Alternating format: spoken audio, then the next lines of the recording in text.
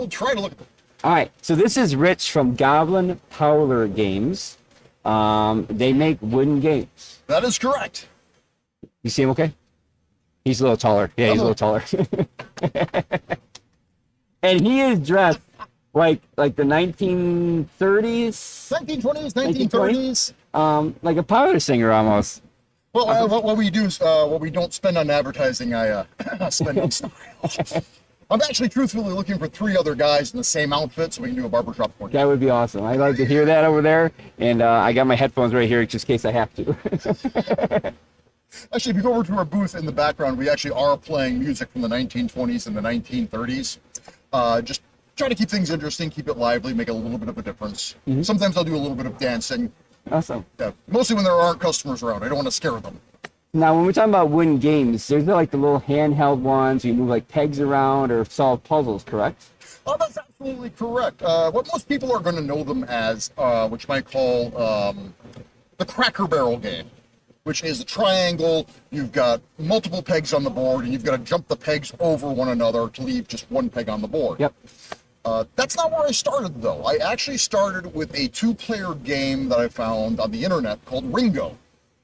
No idea why I came across it. Okay. But it was this wonderful circular board. It's German-American. It's asymmetrical, so you've got more pegs on one side than the other. Mm-hmm. And I was thinking to myself, this is just a really interesting and fun game to play. Well, what am I going to play it on? It's like no one's making this. This game's over 100 years old. So I went and I got some crappy stock wood, threw it under my drill press, stained it up. This is actually a very good game to play, and I played it with my family, I played it with my brother, and then I just kind of kept going. And I kept researching all of these different games. I'm looking at ancient Egypt, I'm looking at Babylonian civilizations, I'm looking at Franco-Prussian War. And so I'm studying history as I'm making these games, and I'm seeing a lot of where our modern games come from. Mm-hmm. Probably the most influential one is a game called Al Kirk. And it's what people call the great granddaddy of checkers. Okay. And the story behind it, and this is an apocryphal story, there's no historical documentation to this, is that when the Crusaders went down to the Middle East to free the Holy Lands and to make money, they learned to play Al Kirk.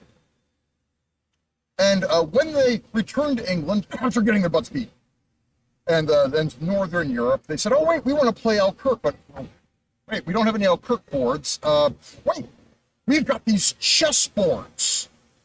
And supposedly that's how the game came about. That's how checkers came, is people playing Al Kirk on a chessboard. Now, whether that's true or not, I have no idea. It's a great story to tell, though. And what's really interesting, though, is that this game, in its Al Kirk form, went on, and the Spaniards took it over to the New World. Mm-hmm. And you find examples of it being played by, like, say, the southwestern Pueblo Indians. Native Americans, I should say. So you find the Hopi and the Zuni and the Dine playing these games as well, and they're all based on the same pattern, the same rules of play that originally came from Spain, that originally came from the Crusaders, that originally came, and you date it back and you find that, oh wait, this was actually scratched into the roof of a temple in ancient Thebes. And so you're following this game through history, and that's just utterly amazing to me. That is awesome. My son came over after he saw all your stuff over there, and he asked me if I played that game because he was referring to me being old. Like did I design that game or whatever like that? He came over and gave me a little shot. His son gave me a little shot in the thing there about how old I am too. But I walked out. They look beautiful. I mean, definitely workmanship went into making them. It's not like something just thrown together and just on a yard sale or something like that. It's a great business you got going there. Well, my father is mostly to blame. Oh, actually, I should say to credit. But my father was a part-time carpenter and wood carver and crafter, and my uncle also was a woodworker. Mm-hmm. And our great uncle was extremely talented woodworker and cabinetier. And I have nowhere near their skills. Mm-hmm. But I've got at least enough that they taught me, and I got their inspiration that if I'm going to produce something, even if I'm producing it to be affordable, because you go online, you're either going to find crap things for like $10, or you're going to find these games for like $100 to $200 that are finely made from exotic tulip wood. Yeah. And, I wanted stuff to be affordable. I wanted people to be able to enjoy their entertainments without straining their wallets, which in this day and age is difficult at best. Yes. So I made sure to make them as attractive as I could by just using stains, by just using common sense. So it not only stands out as a game you can play, it not only stands out as a piece of history, but it also stands out as its own piece of folk art. Yeah. My wife has bought in some of those cheap $10 ones before, just plain old pine, and had the little things, and she's put them in Christmas presents and stuff like that at times. Oh yeah. So I've definitely been, like my son would say, around them. Not from when they were made though, but yes, I've been around those kind of games before in my life. And back before, kids out there, if you guys didn't know, back before the 90s, there was no internet.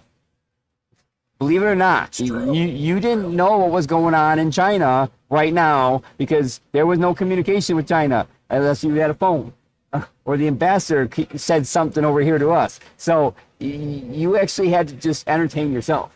And it was games like that, simple games, checkers, chess, board games, like our board game room over there. That was how people entertained themselves.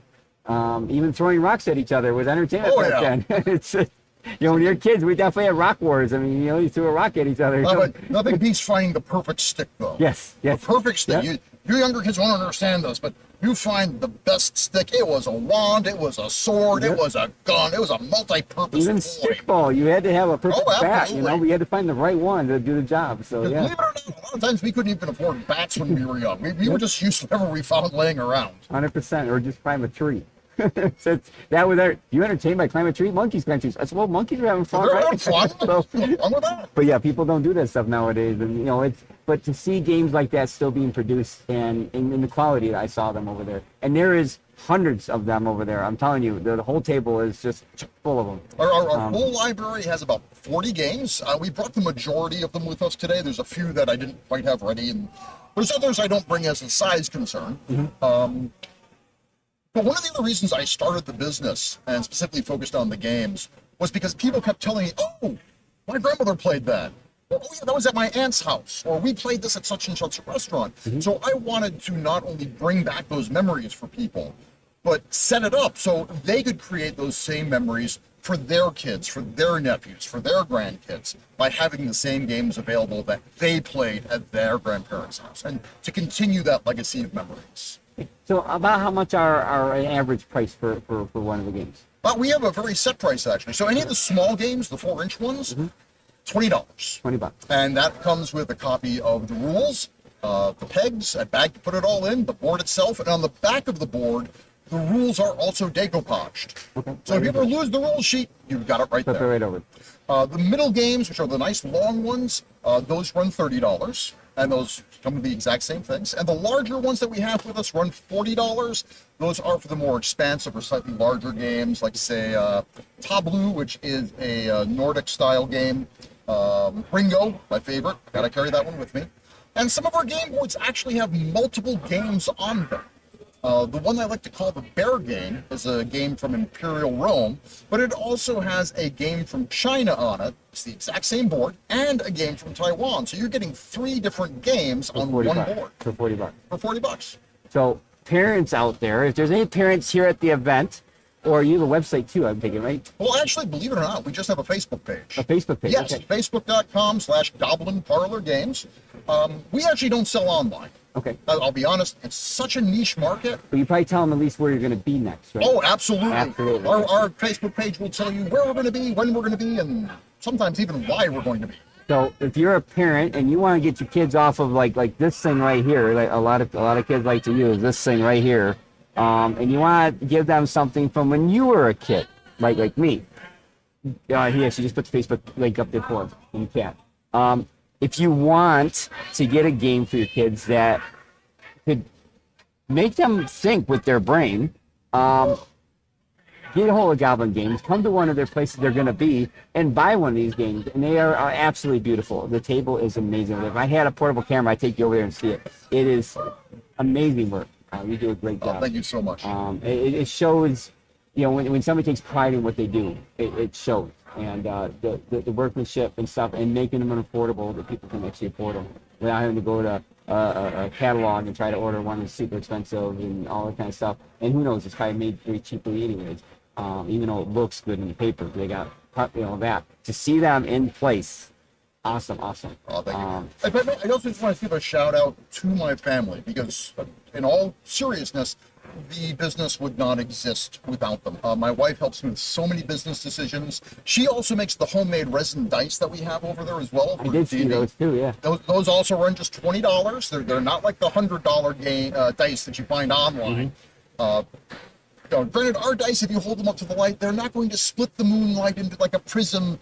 You expect for those $100, $200 custom sets, because we know what gamers do with dice. Yeah. We throw them at each other. Throw them at each other. We dip them in Mountain Dew. We cover them in Cheeto dust, and that's what our dice are designed to do. That's why we keep those affordable as well. But also, our children are also massively involved in it as well. My middleest helps me sand and stain the boards. My youngest, V, they're usually with me at these events, helping to sell. They've got a wonderful spiel and pattern down. We have a little act that we do between each other. Ask about wooden nickels. And then my eldest, she helps paint the dice. So, without my wife, without the kids, this wouldn't be anywhere near as much fun. It's always the family behind everything. It's just like Masterland. Masterland is like a family, and I sometimes I only see my family twice a year, but when we're here, we have fun and we know what we're doing. Well, and Roadrunner, I'll be absolutely honest. When we walked in on Friday night, my jaw dropped because I remember LAN parties back In the late 80s, 80s, yeah. early 90s, and it was like 20 guys stuffed in a garage or the equivalent of a closet. Yeah. It was nowhere near the size. It was nowhere near this well presented and set up. Shout out to the staff. They have just done an utterly awesome job. And I'm hoping if I'm successful enough, come by. I'm hoping if I'm successful, I want to come back for next summer as well. That would be awesome. Because we are just really digging the vibe here, I gotta say. Yeah, this is our 32nd event. 21 years. I was 34 years old when it all started. I'm 55 now. Yes, I'm 55. Wow, you look good. Shout out to my wife. You look good, sir. Let me tell you. Thank you. Shout out to my wife for making my life unstressful. It's a good woman behind a good man, and I believe that. It works. Yeah, my wife and I, we've been married for just about 29 years now. We're really close. We're working on 28 right now. All right. Yeah. So it's that. Hey, you can make it work. It can make it work. You just have to remember, marriage is a commitment. Every morning you wake up. It's not just a one-time thing at the altar. It's every day. And the two words you always gotta know: yes, dear. That's all you gotta say. Absolutely. Even if you don't do what she wants right now, you at least acknowledged her. Yes, dear. It's pride. It works. Or the standard thing. Did you do this yet? Oh yeah. And then you scurry off to go do it. Yep. But if she says that, that means you didn't do it yet, and you need to go get it done. So if you're smart, you just go get it done. But no, it's awesome. It's awesome having you here, and we love having sponsors come and give you an avenue of something to do, and that's what we do here. We play games, and there's a board game room over there. We have consoles, and then people bring their own machines and stuff like that. And like I said, we've been doing this for a long time now, and it's every year. It's a build-up. People take their vacations to come to this event. Not go outside and go out and see the sights. They come to go indoors and play video games for the whole weekend long. And it's awesome. I have to say, you people are serious about your fun. It is really cool to see. And just as like you packed up a lot of stuff, I fill my pickup truck full of stuff too, just to come up just to do this. And we've been streaming now for 41 hours almost. The event's been going on the stream. So, but Goblin Parlour Games is right over there, right by the entrance. When you walk in, you'll see them. And also, we've got a gift box or a basket in the raffle. So if you're and you here, did that also. Yeah. So if you're here, throw some tickets in. Awesome. You'll get some cool games, some dice, some charms, and some stickers. We love our stickers. It's awesome. Oh, absolutely. And then, like I said, you can find them on Facebook. Foxtrot just posted that up there on Facebook. You can find them where they're going to be next. And they will be at different events throughout. And Buffalo has a lot of events, and I'm sure you'll be out there at some of them. Oh yeah. You'll find us, especially at cultural festivals. One of our big shows is the Niagara Celtic Heritage Show and Games. Yeah, That's coming up in September, but we do smaller Renaissance fairs. We're out at Genesee Country Village and Museum. Always a mouthful. Out near Mumford. We're hoping to do Cherry Blossom Festival again up in Buffalo. But yeah, check out our Facebook, our Facebook page. Yeah, Facebook it's page. early. Check out our Facebook page. Drop a line, say hello. We love to talk to people. That was before Zuckerberg made Facebook. That was all the Facebook pages. Exactly. That's how old we are. We knew Facebook back then. But yeah, Facebook. You can check out Goblin Parlour Games. But no, it's great having you here. And like I said, we're gonna be uploading this to our Facebook and to our YouTube channel. Oh, wonderful! So more people will hear about what you guys do. And if you're looking for the perfect gift, you want to get your kid or your grandkid or whatever off of the phone and do something like you used to do, because you're old enough and you used to be able to do this stuff with the little handheld games. This is the place to get them, and they're awesome quality, awesome quality. Hey, thank you so much, Roadrunner. I really appreciate it. Come by sometime. We'll talk cars too. Okay. Yeah, I have 4 of them, or 3 of them. So yeah, I know. Well, I'll be honest. I don't know much about cars, but I do know what I do like. If you can ever get a classic Pierce Arrow, Buffalo made. Yep, Buffalo made. That's what you want in your garage. Pierce Arrow Museum is right downtown Buffalo. Oh. The funny thing, I thought I went to a car show the one day with my car, and there was a Pierce Arrow there. And the funny thing I found about it, and the guy was explaining this to me. Cars nowadays have this thing called stop and go. Yes. So when you stop at a stop sign, your engine shuts off. When you step on the gas pedal, it goes again. Pierce Arrow was doing that back in the 1920s.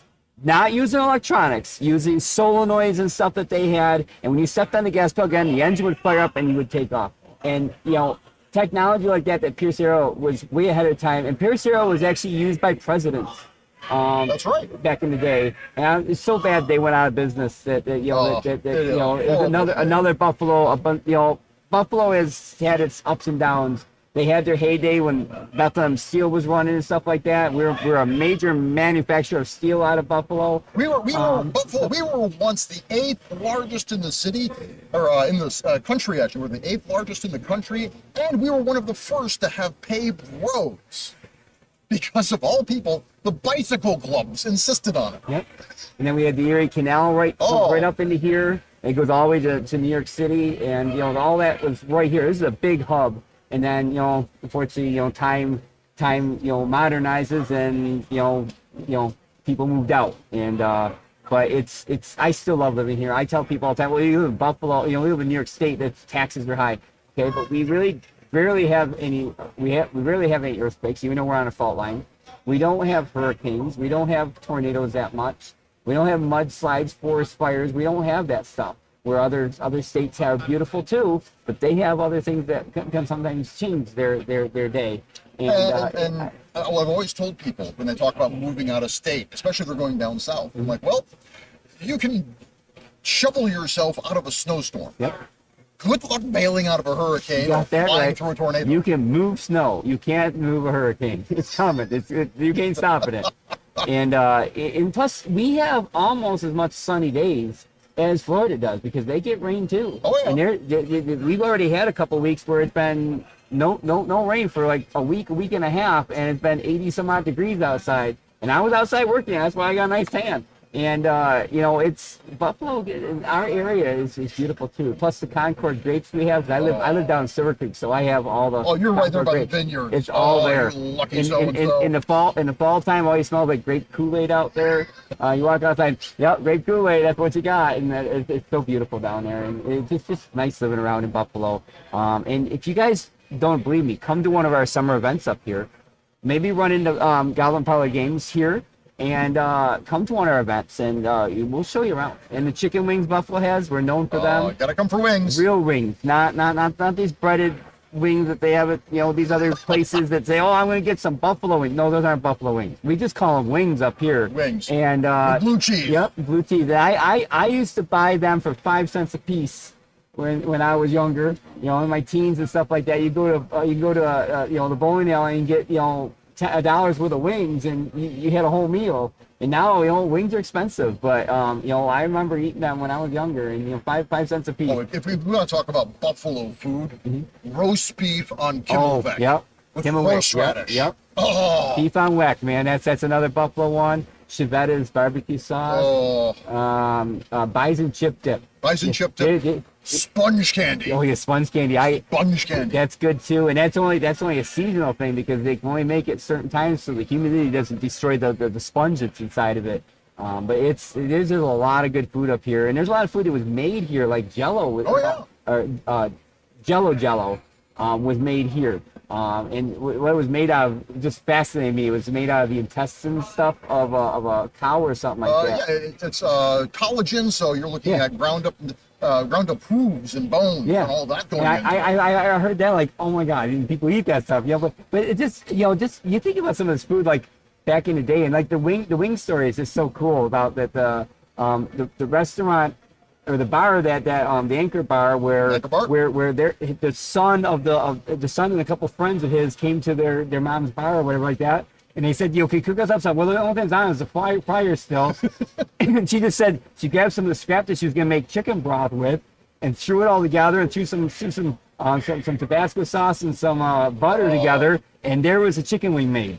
And that's where it was all came from, right here in Buffalo. Absolutely. And people, there's wings all over the world, but you got to come here for the real stuff.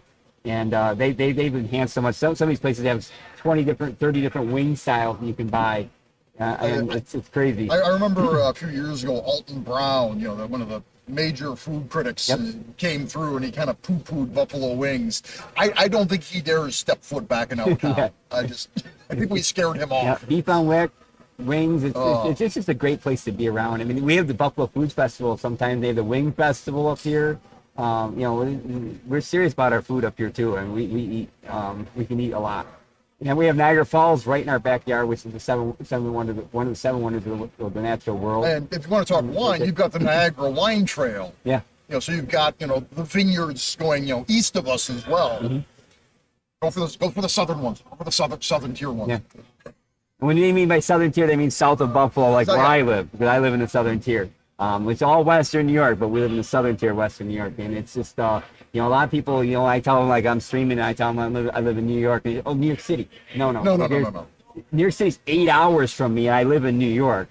No. Do you get particular as well? Because people say, "Oh, you're upstate." I'm like, no, not upstate. No. We're Western. Upstate is like up by Albany and north. That's the Adirondacks. That's over there. So we're Western New York. A big difference. I mean, we're right by Lake Erie. And 716 Pride. I got to tell you. And it's an awesome place to be. And I'm part of Facebook. We have a great football team, which is awesome to watch. Our hockey team needs some work, but that's all we have, and that's what we live for. I'll admit I'm conflicted when it comes to sports. Mm-hmm. See, because in all these years, Buffalo's made playoffs, but they've never actually. They never won the big Bills game. have never brought home the Super Bowl rings. The Sabres. They've never brought home. They've come close, but they've never brought home the Stanley Cup, despite that wonderful song from the '70s. We're gonna win that cup.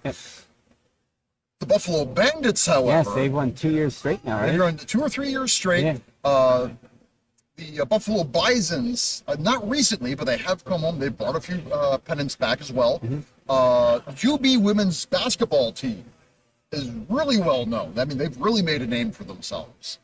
And now the Buffalo Stallions, the old soccer team, is making a reappearance. Oh, it's awesome. a different league, but the Buffalo soccer team, the Buffalo Stallions, are coming back. And I'm hoping for really great things for them. Awesome. So I think it's the right idea. Buffalo, we're a sports town. I think maybe we're just backing the wrong sports right now. Yeah. It's heartbreaking a lot of times when I watch the games, like, oh, it's like, no, we're so close. And but maybe one day in my lifetime it'll be our time, We can but hope. It'd be so nice, the town really needs it. I mean, it'd be especially the ones that watch the Bills and the Sabres and stuff like that and want one of those big awards to come here. When it happens, it's going to be pandemonium. It's crazy. We're not even big sports fans, to be absolutely honest, but things were looking so promising this year. My wife actually, when she got a T-shirt that said, "Just once before I die, please." There's actually a video coming out. One of my friends I graduated high school with, he's Bill Squatch. He dresses up as Sasquatch, and he goes to all the build games and stuff like that. And he's a friend of mine, and he's in the video that's coming out, just one before I die. Because he's been going to Buffalo Bills games for forever, and they interviewed him and followed him around with his routine and stuff like that for a day. So that video is gonna be coming out soon, which is gonna be really cool. And Buffalo has been a lot of people make movies here in Buffalo. Jim Carrey made the one when he was God. That one, I can't remember the name of it. Bruce Almighty. Yeah, Bruce Almighty. They was filmed right here in Buffalo. And I know they've shut down the 33 and the 198 sometimes to do nighttime filming for car chases and things like that. Yep. For those of you who don't know the 198, it's actually the Skijaquida. It's spelled Skijaquida, but it's pronounced 198. Trust me. And then East Aurora. Just a little bit south of Buffalo. A lot of Hallmark movies are made down there because the main thoroughfare is still very original, like 1930s, 1940s facades. Yep. So they love filming down there because it looks like your standard quaint little Christmas-style town. Planes, Trains, and Automobiles was done right on the 219. That's right, I forgot about that one. And when they're on the train part of it, that's right down in Cherry Creek, South Dayton. Cherry Creek or South Dayton, they still have an old style train station there. And you can see the little village, the little square that they go into to get on the bus, and that's in the movie. And I've been there before because they used to go snowmobiling down in Cherry Creek and South Dayton, and you can see that's all still there. Oh man, it's so cool. You mentioned trains, and my heart instantly goes to the terminal. Yep. The Buffalo train. That's a gorgeous. If you've never seen it, it's a absolutely gorgeous building, just off of Broadway in Buffalo itself. And sadly, the trains don't go through there anymore. The station, the terminal itself has fallen into disrepair. There's a group trying to fix it, but it's an absolute gorgeous piece of history. There's photos showing World War I and World War I soldiers coming home, and both leaving for departure and also coming home through the station. And there used to be a stuffed buffalo that they would all pet or take a little bit of hair from for luck before they left for the war. And I believe that buffalo is now actually in the Science Museum over by Best Street. So, but yeah, Buffalo, it's a great time, and you come to great events up here, and there's so many great events, and we're just one of them. Goblin Parlour Games will be at a lot of events. You can find them on Facebook again, and hopefully buy a gift for your loved one, or just buy one for yourself, just to have in the car. Why, especially like my wife. My daughter doesn't drive. My daughter's a dance instructor, so she drives her to dance, and then she has to sit there in the car and wait, just like she did when she was younger and when she went to go dance and learn how to dance and stuff. And my wife sits in the car for 2 hours waiting for her to get done. Oh yeah, we've got a number of solitaire games just perfect for that sort of thing. That's what they're there for. Just something nice and easy to take with you can do. So. But I appreciate you coming over. Oh, absolutely, Roadrunner. Thank you ever so much. I'll swing over when I get my pirate outfit on, which is going to be soon. Oh. And I have a full pirate outfit I wear, and I'm going to get that on here. I got to get pictures of that. Okay, I got to get pictures of that. So thanks for again. I got to get back to my booth. My V is probably wondering where the heck I went. I shouldn't leave them alone for too long, otherwise they'll sell everything on me. Yep, I really appreciate you coming over. Thanks again, Roadrunner. Take care. All right, so that was Goblin Parlour Games. Like I said, they make wooden games with pins and stuff like that, and they are really, really good quality. They make dice, and you can get a hold of them on Facebook and see where they're going to be. They don't have a website, but they have Facebook, and they don't sell on Facebook, but you can find out where they're going to be. And who knows? Have them on Facebook, and then if they do decide to start selling on Facebook, or they want to do something like that, that's where you're going to find out what they're going to do. But they're at our event as a sponsor. They have a basket up there also that they're donating. So we started with only like 2 baskets way back when, and now we got quite a few baskets up there to raffle off at a Chinese auction. I got my 2 tickets. I spent $20. I got it's in my pocket here, right here. I got my 2 tickets. I spent $20 also, and I bought some chances at the Chinese auction stuff. But that's just one of the things that we're doing here at Massive Land to try to raise money for charity. All that money for the baskets. The baskets are all given to us. I donated a basket. The baskets are free So we can try to raise money selling the tickets. The ticket money will go to the Ronald McDonald House as more charity money for them, which is awesome. And I like that. We also have a 50-50 it's going to go. 50% of that will go to the Ronald McDonald House. So we got a lot of stuff going on, and it's awesome at our events. And you need to come to one. Just come to one. Go to landfest.com. You can find one in your area. Try to go to an event. Meet some new friends. Really cool guy to talk with. A really cool guy to talk with. He's older like I am, so he knows about the stuff that we're talking about, and some people are just younger and they just don't, they haven't been around here as long. And a big difference. And yeah, we had what was his name? We had him in here too. The Gong Show was in here. He's actually at the event, and he remembers back in the day too. So big thing.